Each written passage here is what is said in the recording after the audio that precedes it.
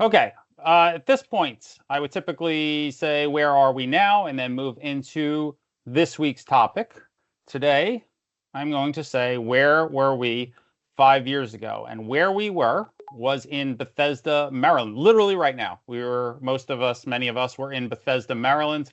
I am almost to the day. Unfortunately, the main conference was actually yesterday. So whatever yesterday is, 5 years ago was the main conference. And during the plenary, we had Martijn Schumi talk about Where today's can you topic. learn how to implement these best practices? Oops. Actually, that's pretty easy. You can go to our Odyssey website. There's some information there. You can go to our wiki. There's more information there. You can go to the forums, and George just mentioned there are 18,000 posts on the forum, and some of them actually hold very important information for you. You should read all of those. You should go to our GitHub with its 150 repositories, and some of those repositories have wikis in them as well. Some of them have manuals, like the Code Method Vignette is a lengthy document that you should definitely read. And then there's separately from that Odyssey, Athena, and Atlas. Okay, so maybe I have to admit there is actually a lot out there. This is the Odyssey community. We do like to share, and pretty much any thought that anybody's ever had is out there for you to read, but it's just not in one place. It's hard to process all that. And so we realized that that is a problem, that what we need is a central knowledge repository. And I was actually surprised to hear that apparently almost half of the people here are new to Odyssey. Oh, if you're new to Odyssey, where do you start? like I said, there are 18,000 posts on the forum. That's a lot to read. So we need something where everybody that's new can go to explore all the breadth and depth of Odyssey. But also people already long in Odyssey probably don't know everything. So we need a place for them to go to as well. So for me, this started a idea a while back in August last year. I was sitting with Ray and Chan. We were having beers in a small restaurant in Taipei, pondering over this problem, and we came to the realization that what we need is a book about Odyssey. And so that idea started there, and we took it out into the community. And some people had doubts at first. They needed to be convinced. But most people quickly jumped aboard, probably because they had come to the same realization that we need a book. And so it's now a year later almost, or a little bit over a year later. And I'm extremely excited and extremely proud to present to you that we've actually achieved that feat, that we have the Book of Odyssey.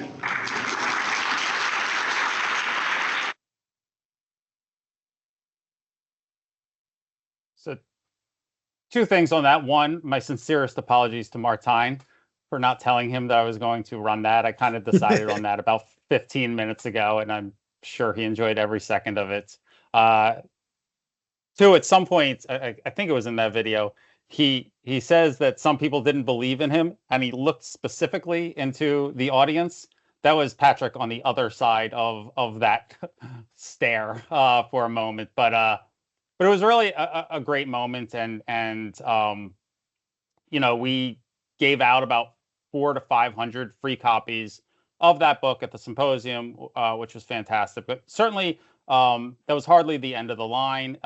Came together. You'll see a lot of names. Community members were chapter leads.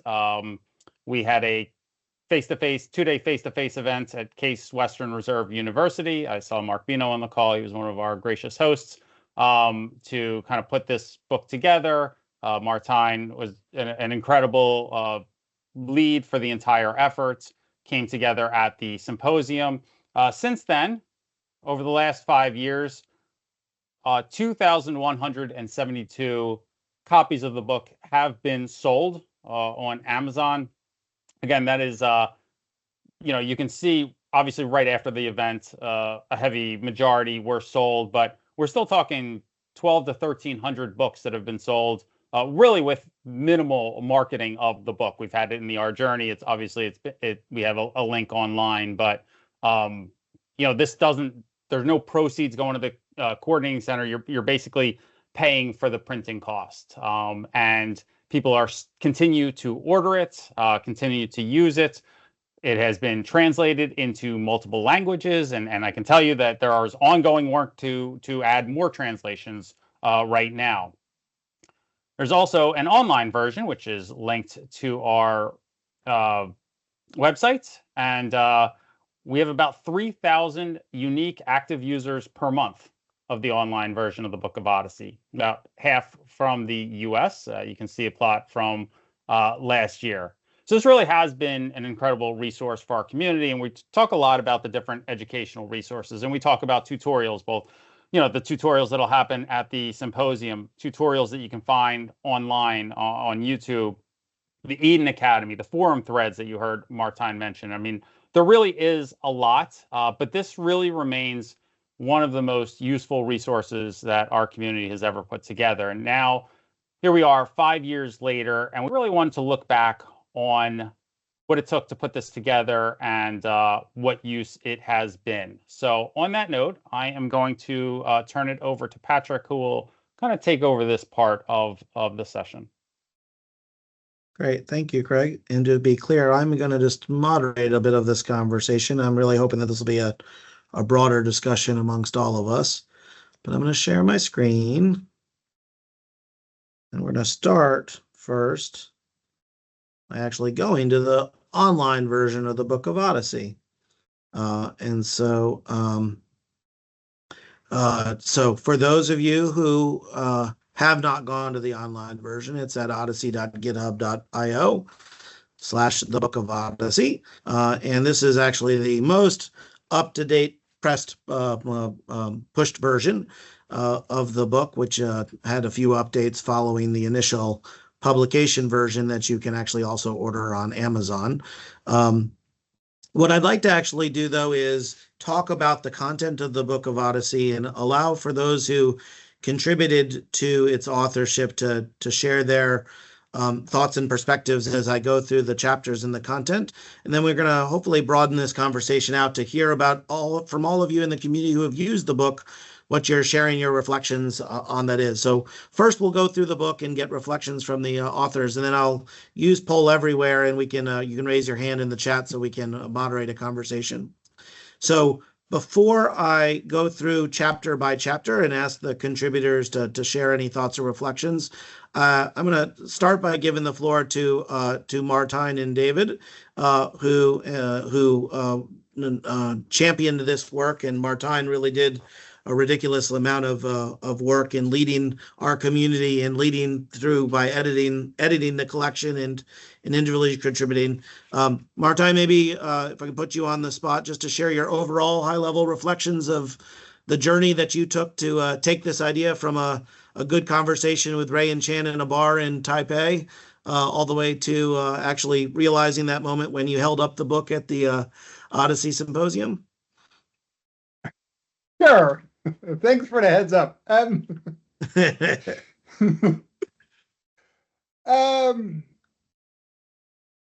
Well, I think it's the way that you do this is just how you think you would do it. You start by getting a group of people together and starting to think about well, what topics should we discuss, what chapters should we have in the book. And actually, for most of these topics, it's pretty obvious who in the community should help write the chapter, and so you reach out to them. And of course, everybody was eager to help. That's a typical Odyssey thing, I think. And so basically from there, we just had assigned the work. Following up, most people were very nicely on time. Some needed a little bit chasing. I did edit quite a bit to make sure that everything fit together in one piece. Together with Mark, we set up this book down approach where we can automatically generate the book from the text that everybody supplies, and we can generate the website, we can generate the PDF that went to Amazon. So I think that's also a nice thing about the book, that it's itself open source, so it's out in the public domain. Nobody has a copyright on it, and it's easy to maintain and like spit it out to other formats like EPUB. But yeah, it was really a community effort, and I'm very proud of what we've achieved, and I think it's been very useful. Very good. Thank you, Martijn, and thank you for your leadership on this. So we've been making reference to the Book of Odyssey for a while, and we also just enumerate and list this out in our journey book every year. But I thought it'd actually be worthwhile to take a few minutes to actually just go chapter by chapter through the content of the Book of Odyssey. And for those who are on the call that are contributed to these chapters, you guys can share your own impression about it. So the way that the book was organized, it was structured into 5 major sections. We had a section specifically centered on the community itself. Then we had a section on uniform data representation, a section on data analytics, a section on evidence quality, and then a section on Odyssey studies. And then there was additional supporting information that's available. So if I jump first into the Odyssey community section, George, you and I had the good privilege to write kind of the intro chapter. And I remember specifically the times that Martijn yelled at me for being late on our contribution to this. So I definitely remember mixed feelings about it. But maybe, George, you could share your thoughts about contributing to the book and what you were thinking as we went upon this community endeavor. Sure. I mean, well, this chapter was fun to write because we get to write about the history of Odyssey, the values and the mission, and then talk about our status of that point several years ago.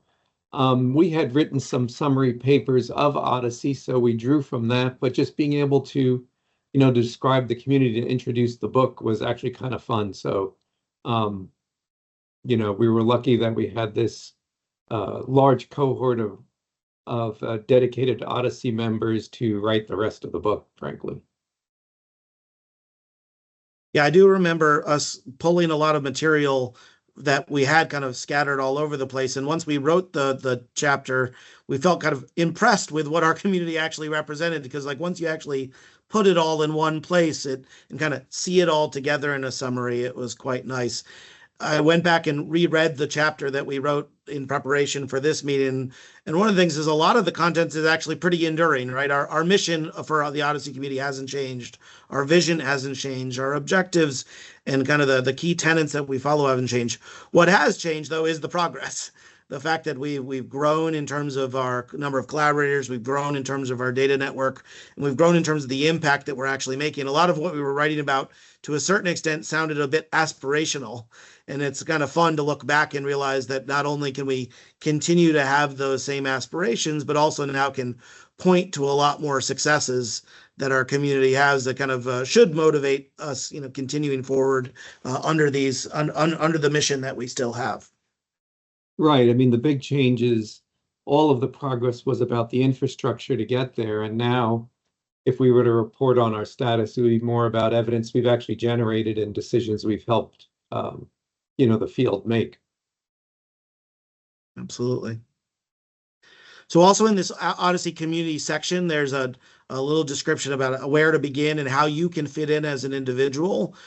Encourage folks to look at that. And then there's also a section that's just talking about the philosophy of open science and why open science is so kind of critical to the work we do in the Odyssey community, whether it be data standards, methods, or just the process of doing research. So just open the door. I know there were chapter leads, but also other contributors to this first section. Does anybody have any additional thoughts that they want to share as it relates to our discussion of community?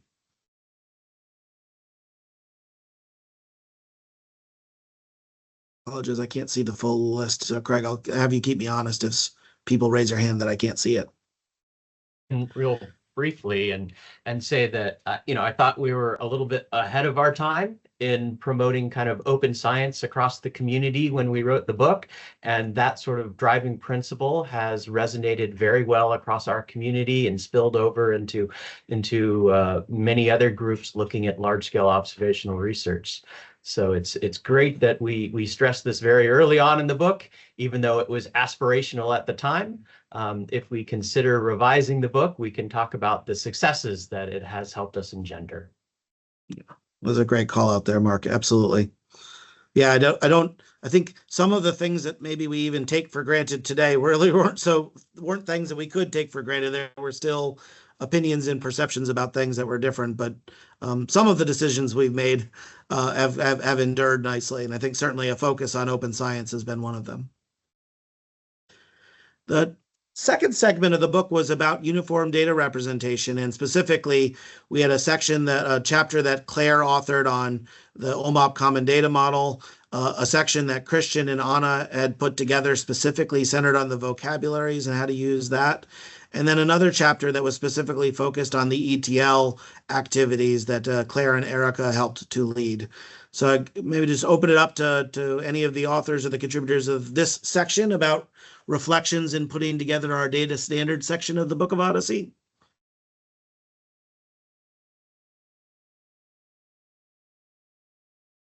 Well, I'd like to say I feel like we were able to document what we've been teaching for a long time in a book. So, if people learn in different ways, like some people like to read and like consume it that way, I think this gives us an opportunity to teach the content in that way.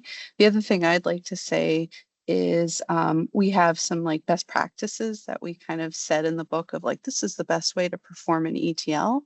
And then we were able to actually test those best practices with some work that we did with Eden. So everything kind of held true.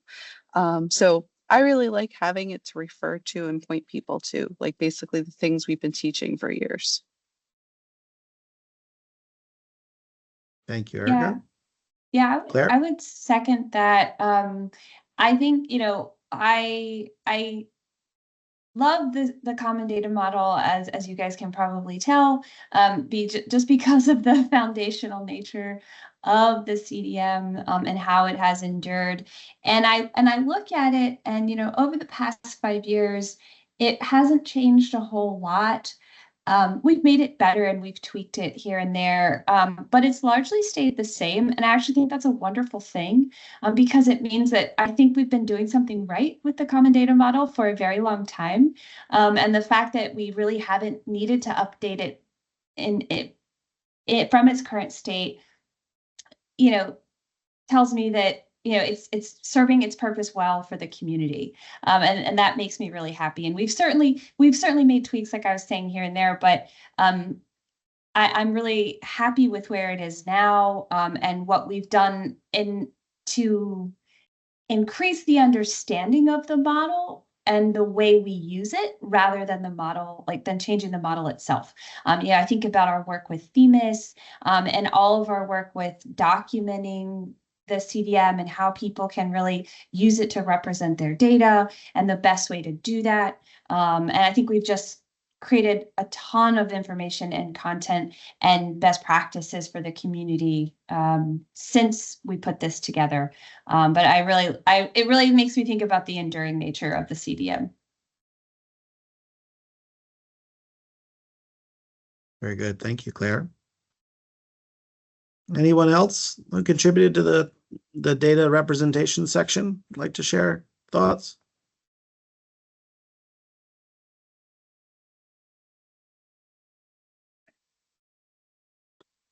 I'll just say that I thought that when we put this together, when we were putting it together for the book, one of the things we had this whole hodgepodge of like tutorials that various members of the community had given at various times, and we all had our favorite example slides or visuals to represent things, but we didn't necessarily have a cohesive story. And one of the things that the book helped to motivate was this idea that I think Claire and Erica had drove, which was very nice, was trying to provide a specific story of a given individual, a given patient with their medical history, and basically watching how that patient flows through the common data model. And that made its way into some of our tutorials, but also provided a recurring theme in the book, which was very helpful. And so even though currently the common data model, I would actually refer people to our Git repository of the common data model to make sure you've got the latest and greatest in terms of the descriptions of the data model. We've been making, tweaks and changes here and there. I think that the story of what the common data model means and how to think about it conceptually, that content very much still endures in the book. Our third section was about data analytics, and we had chapters just talking about our analytic use cases of characterization, estimation, and prediction. We specifically had a chapter that was trying to summarize how we think about analytic tools that Martijn and Frank had authored. There was a section talking about programming languages and the use of SQL and R as tools for facilitating interaction with the common data model. We had a chapter specifically on defining cohorts and what it means to have a cohort. And then we had specific drill down sections in characterization that Senna and Danny had written, a chapter on estimation that Martijn and Mark had primarily driven, and then a section on prediction that Jenna and Peter had driven. And so I think a lot of this content was kind of scattered about across various tutorials that were both technical and conceptual, some being more methodological, but I'm curious to hear from the contributors to our data analytics section about reflections as you all had prepared content for the Book of Odyssey. Well, so I think this section probably was, for me at least, the easiest to help write, because we already had quite a lot of materials. Like you said, we had slides for tutorials, we had vignettes, manuals. So putting that into a set of chapters was, I think, fairly straightforward. But I think this is also the section that now is the most outdated, just because that's the way that tools work, that they keep being improved. I think one thing we learned, Martijn, I don't know if you and Mark maybe could comment on if you disagree with my statement here. I think one thing I learned thinking way back at the start when we were doing tutorials is we jumped straight into trying to teach people technology. And increasingly each year as we were developing our tutorials, we found ourselves putting more and more emphasis on the conceptual ideas and less on the technical implementation. And I think the book actually represents kind of this somewhat of an inflection point in that there's a little bit of concept there and there's a little bit of technology, but it isn't necessarily cleanly divided into the conceptual stuff, which I would probably argue hasn't really changed over the last 10 years. And then the technical part, which I would say is drastically changed and is outdated. That the ideas of what it means to do scientific best practices, I think we've evolved and we've improved, but I don't think that there's any drastically different ideas there conceptually, but our implementations and our best practices for how does one implement that, I think we've seen rapid improvements over the last 5 years. Yeah, are we allowed to comment in this section on what's missing? Please. I think, Patrick, you hit upon the biggest missing point in our technical chapters. And over the last decade, we've learned a huge amount about best practices, and not only what our current best practices are, but that best practices change over time and should be dynamic, and what type of criteria individuals should be thinking about in making those dynamic choices as our knowledge increases.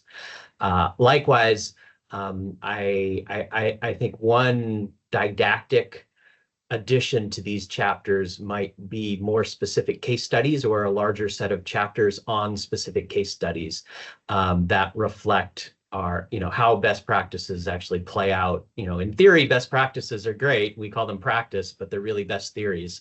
And what their utility and advantages are in through real life examples. Yep, that's a great call out. And I think also Mark, we have a lot more of those to draw upon now, which is also a really great position where some of this stuff was Kepra, we had angioedema. implemented good tools and had done them as proof of principles, but now we have lots of clinical applications that we can teach from.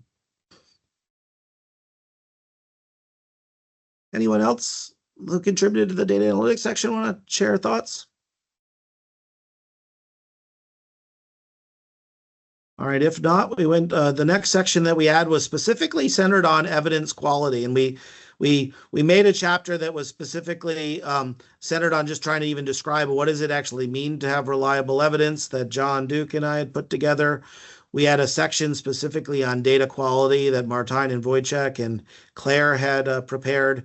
We had a section really trying to dig into clinical validity that Chan and Joel and Ray contributed to, thinking about particularly as it relates to phenotype measurement error. We talked about software validity as a construct that Martijn had authored, and then we also had a section on method validity.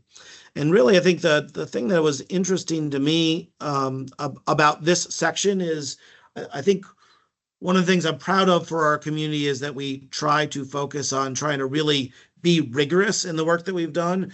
I gave a presentation at an AI conference last week, and I presented some of these basic ideas that are still here in this chapter on quality. And one of the comments that I got from the audience was that it was interesting to think about quality as a scientific discipline, and that it's still persists to be a need for trying to ensure rigor through each step of the scientific process, and that's not something that everybody puts very much emphasis on. So I appreciated that. Even 5 years ago, we really tried to emphasize the idea that to build trust, we really needed to ensure that we think about quality on every step of the process. So I'm curious from those who contributed to this section, if anybody has reflections they'd like to share about their contributions here. Yeah, Patrick, it's Joel. Just talking about, I think in reflection and thinking about the journey from in the past 5 years and to now, as far as phenotype development, the explosion that's gone on within the community for that, and some of the things that we've done with the new phenotype evaluation work group that, Gotham and Ozem lead, but also just as a understanding that the phenotype is so critical to what we're doing and improve it, just going through and step by step improving the process of developing the phenotypes that we need to do our work. Very good. Thank you, Joel. And I'll also shout out that also we had this section on Phi Evaluator. I remember at the time writing this, and we were debating about, is Phi Evaluator too new, too raw? Is it something that's worthwhile to contribute? But Joel was very adamant that he wanted to contribute and get this idea out there, and he's been continuing to do tremendous work to continue to advance this methodologic research and demonstrated applications, including network studies we're doing right now. So really appreciate, Joel, your persistence in making those contributions. Okay. Anyone else in this section? Yeah, so I think for me, this part is one of the most distinguishing aspects of Odyssey, is that our focus on validation of what we do. Still, unfortunately, pretty much the only people that use negative controls in observational studies is people in Odyssey, even though it's, to me, blindingly obvious that everybody should do it. And now looking back at this chapter, I'm also very happy to see that it's a area where we've made lots of progress in the last 5 years. So completely new version of Evaluator for one thing, but also the data quality dashboard is much more mature than it was back then. And we now have our objective diagnostics that we use throughout. So yeah, like I said, it's a very unique aspect of Odyssey and Odyssey methodology, and I'm happy to see that we haven't rested on our laurels in the past 5 years. Absolutely. Well said. Yeah, I would agree with that. I think at the time this was written, the data quality dashboard was very new.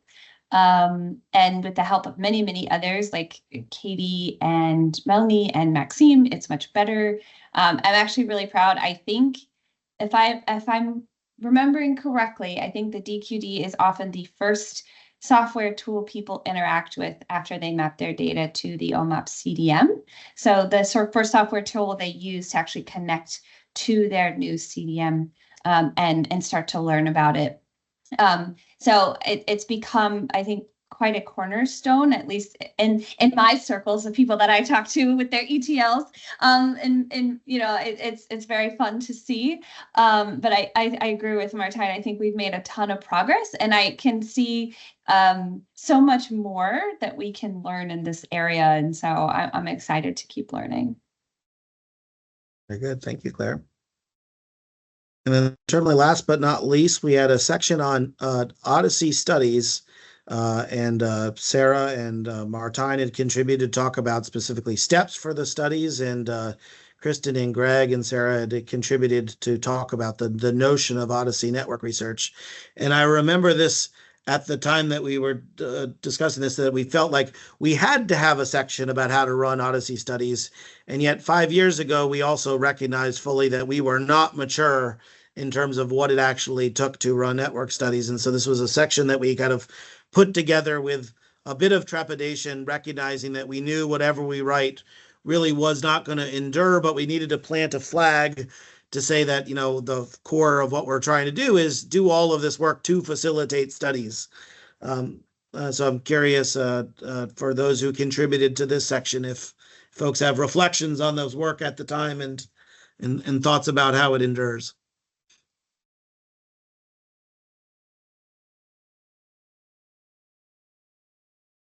I think Well, I think the silence speaks to that we still have a bit to go. Yeah, I was gonna make a big plug here, Martijn, which is that we've got a tutorial for the very first time this year at the Odyssey Symposium, which is So You Think You Want to Run a Network Study.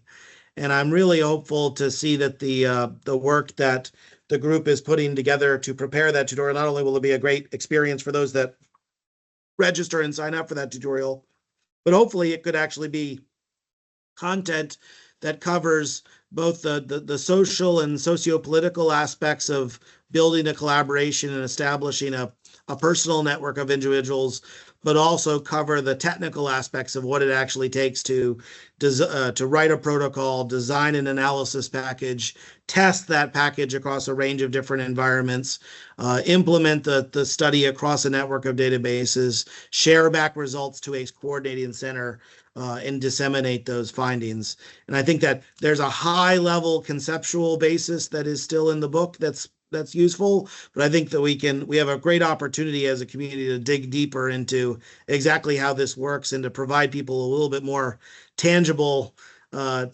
steps and skills and processes for how to do this.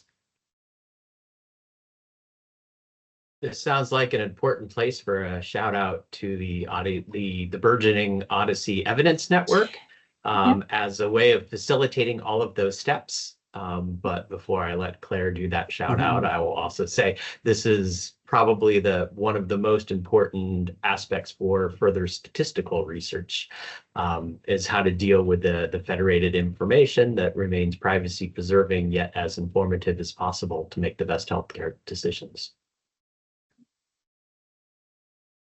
Yeah, I definitely agree. I was as I was reading through it, I was looking at, benefits of joining the Odyssey network as a data holder or data partner. I saw you scroll through that too, Patrick. And it made me think about, the way I've been conceptualizing the Odyssey Evidence Network is that it's been a bit informal for a long time, and that we've had so many data sources around the world who have mapped their data, who are using our open source tools and methods, and they're really benefiting from our work. But it's been kind of I think informal is the right word. And so as I speak with people, I've been sharing, well, we're really trying to formalize it now. We're really trying to build out and understand who is using the common data model and who can benefit even more from the Odyssey community and our tools and methods and this, this amazing expertise we have gathered that I think is very well represented here in this book of Odyssey. So please join the Odyssey Evidence Network. If you have data converted to the OMOP CDM, I'll put a link in the chat for you. Very good. Thank you, Claire. So we've got about 10 minutes left, and I'd like to use, we just heard a lot from those that contributed to the book. So thank you for all of you for that and for your contributions to the book itself. What I'd like to do is use the last 10 minutes to be able to hear from the broader group, all of you, and we'll use Poll Everywhere to do this. So if you guys can go to pollev.com/PatrickRyan800, we're going to go through a series of questions to provide us a little bit of data and reflections on the Book of Odyssey. So given that everybody's starting here, and maybe Craig, you can paste in the chat there also the link. But if you just go to pollev.com/PatrickRyan800, curious to hear from those on the call, whether or not we've got everybody or some people who have, and we're going to start with this question of, have you ever read or used any part of the Book of Odyssey at any time since its release in 2019? And of course, the Odyssey community call seems like it might not be a random sample of the general population, but if we did project that it was, then 95% utilization would be a few billion folks that have taken advantage of this resource. But even still, I actually think it's really helpful and insightful to see that some who are joining our Odyssey community calls, even on a weekly basis, aren't using the Book of Odyssey, and maybe that's because you weren't really aware of all the great resources that are available within it, or maybe you didn't find it to be useful. But in either context, it's actually helpful to see that it looks like a large proportion of those who are voting right now at pollev.com/PatrickRyan800 looks like the vast majority of you have used the Book of Odyssey, which is good to know. And for those who haven't, hopefully today's session was useful in you learning more and maybe thinking about taking advantage of it. I'm going to move to the next poll question, which is going to be an open-ended question. And specifically asking you to type in your thoughts on the question, how have you used the Book of Odyssey? You heard from those that helped to create and contribute to it. And I've heard various anecdotes from throughout our community, like, oh, I was assigned to read this chapter as part of a class, or I just use it as a, what's my favorite one? Who is it in our community who just uses it to hold up their monitor to give themselves an extra inch? It is a nice, thick, physical book. And so, I just carry it around for weight training. But really interested to see from those of you. You can enter in your own thoughts of how you've used the Book of Odyssey. And you can also upvote ideas if you see something that happens to be the thing that you use. And I'll give you guys a couple minutes here to post some thoughts. So some people are thinking about this as the official reference for what Odyssey is. So that's definitely interesting. Oh, we got 4 people that say it's in my thesis, that's wonderful to know that means that there's at least 4 theses that are done or in progress, which is great to see that kind of stimulation happening. People are using it as a citation. That's good. I'll scroll down here to see. It was published when I was new to Odyssey, and it was a great orientation. That's good to hear. So seeing some folks posting it as an ETL guidance, which is great. Pulling explanatory figures to explain methods to others. Yeah, we certainly hope that it could be a good resource for that. It's a decorative item for a bookshelf, which is primarily what bookshelves are for, so that's very nice. I remember when we did our virtual symposium, I had my entire bookshelf was all just books of Odyssey. And at one point, Catherine asked me why I had so many copies of the same book. Couldn't I just read one and it would be enough? So folks got to hear, learn to use Atlas and to like the beautiful diagrams. And people using it just to look up how to carry out specific tasks. We've got educational material for classes, so it's great to see it being used in that context. Used for introductory tutorials. Very nice. Provide as a reference to newbies. The Book of Odyssey is basically the reference book for our master's program at Northeastern, so that's great to hear. People using it as a teaching tool at a medical school curriculum. with a focus on evidence quality.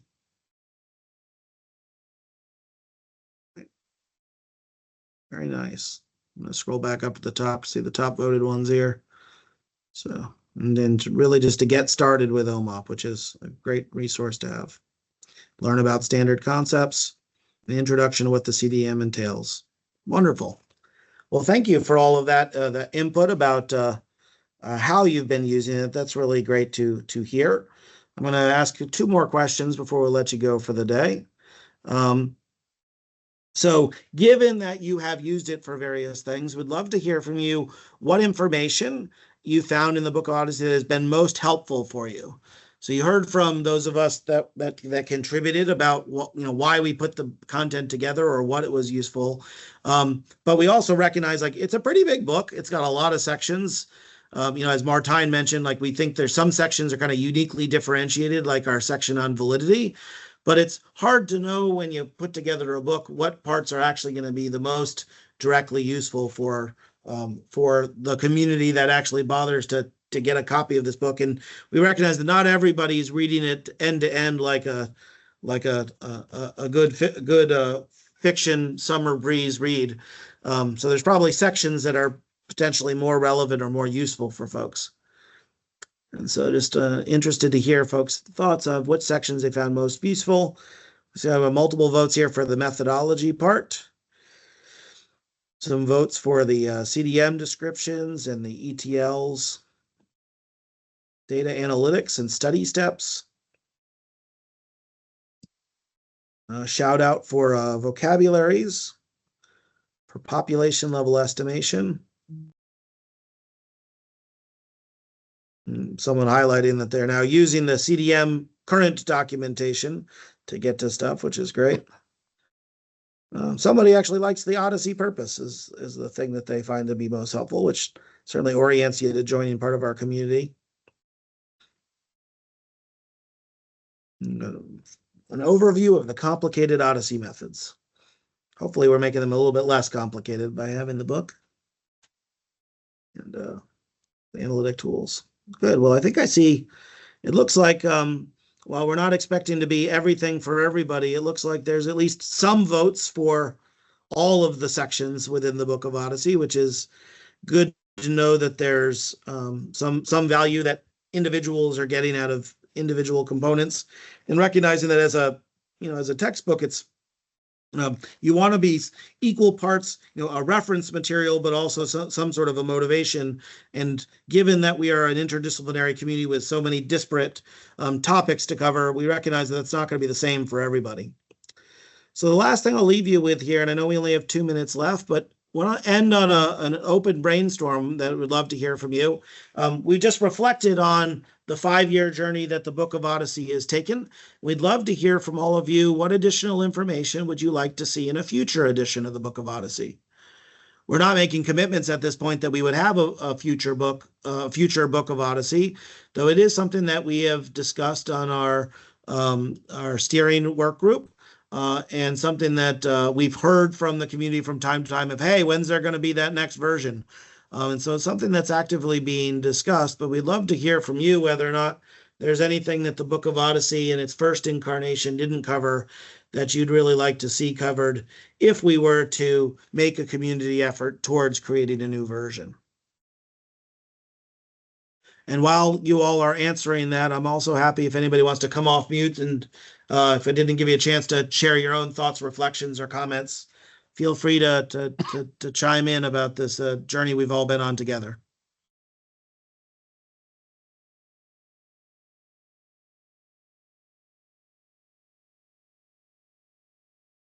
All right, we see lots of interest in discussing the OHDSI Evidence Network in the new book, how to implement in a restricted environment, showing some real-world case studies, maybe some descriptions on BroadSI and how to use container-based solutions. Focus on the section to specifically talk about diagnostics. A vignette on all the lives saved by OHDSI. That'd be nice to see. And a discussion of the journey of our community as a whole.